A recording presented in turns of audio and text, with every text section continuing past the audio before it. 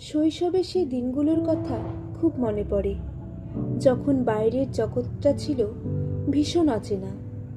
তখন আমার পুরো পৃথিবীটা আটকে ছিল তোমার আঁচলের এক কোণে।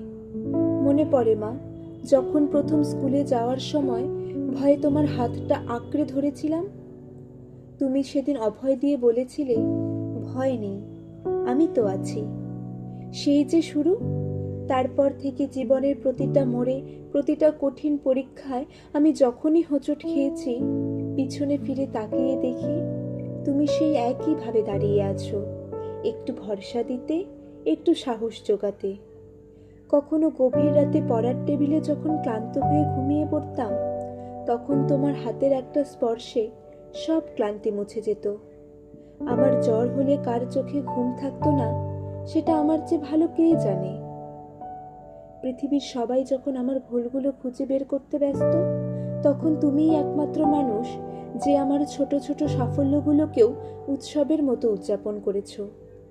আজ যখন জীবনের অনেকটা পথ পেরিয়ে এসেছি, বুঝতে পারি আমার পুরো অস্তিত্বটাই তোমার ত্যাগের ওপর দাঁড়িয়ে। আমার সাফল্যের প্রতিটা পাতায় তোমার নির্ঘুম রাতের গল্প লেখা আছে।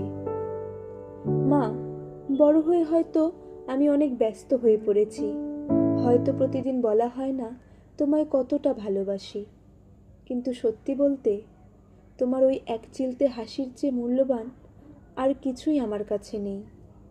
আশীর্বাদ করো মা, যেন তোমার এই পরম মমতার ছায়া আমার মাথার ওপর আজীবন এভাবেই থাকে। শুভ মাতৃদিবস। পৃথিবীর সকল মায়েরা ভালো থাকুক, এই প্রার্থনা করি পরম করুণাময় ঈশ্বরের কাছে।